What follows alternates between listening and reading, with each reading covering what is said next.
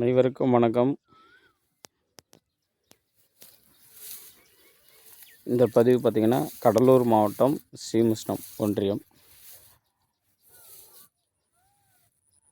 பாருங்கள், ஃபுல்லாக குருவப்பட்ட நெல், குருவ சாகுபடி.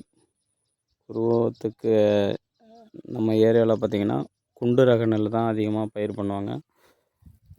இந்த நெல் என்ன ரகன்னு தெரிஞ்சால் சொல்லுங்கள், கமெண்ட்டில் சொல்லுங்கள். நானே சொல்கிறேன், DPS 5 நல்ல விவசாயிகளுக்கு நல்ல ஈல்டு தரக்கூடிய ஒரு ரகம் இதுதான்.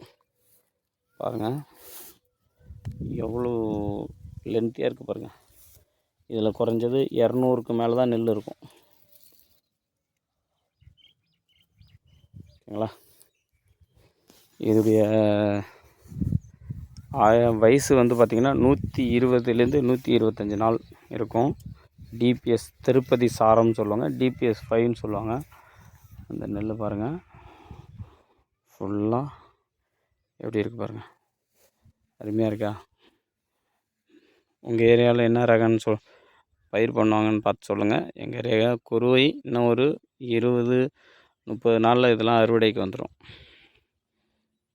அறுவடை நெல், ஆனால் விலை தான் அதிகம் போகாது. எப்படி இந்த கவர்மெண்ட் எவ்வளோ நிர்ணயம் பண்ணுறாங்கன்னு தெரில.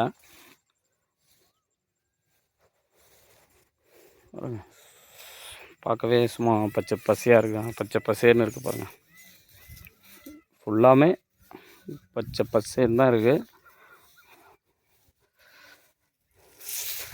விவசாயத்தையே நம்பி இருக்கிற இந்த கடலூர் மாவட்டம் விவசாயத்தை தான் நம்பி, ஒரு இண்டஸ்ட்ரியலோ மற்ற எதுவுமே இல்லைங்க பார்த்தீங்க. அதனால தான் எல்லாம் விவசாயத்தையே லாஸுன்னு சொல்லிட்டு எல்லாம் வெளியிலேயே சென்னை அந்த நோக்கி எல்லாம் வேலைக்கு போகிறாங்க. விவசாயத்தில் லாபகரம் இல்லை. இது மூட்டை மேக்ஸிமம் பார்த்திங்கன்னா 1500 1500 விற்று என்னத்தை லாபம் ஈட்டும்? நீங்களே கால்குலேஷன் பாருங்கள். ஏக்கர் 35 மூட்டை விற்கிதுன்னா அது செலவு ஏக்கருக்கு 30,000 ரூபாய்க்கு மேலே ஆகுது.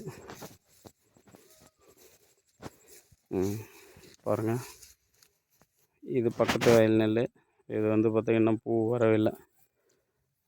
இப்போ நம்ம வயல் பார்த்திங்கன்னா பூவெலாம் வந்துருச்சு, பூ நெல் வந்துருச்சு. இது குறைஞ்சது இன்னும் 20 நாள் 25 நாளில் நல்ல காய் ஸ்டேஜில் வந்துடும். அடுத்தது நெல் ஸ்டேஜுக்கு 30 நாளில் வந்துடும். ஓகே நண்பர்களே, நன்றி.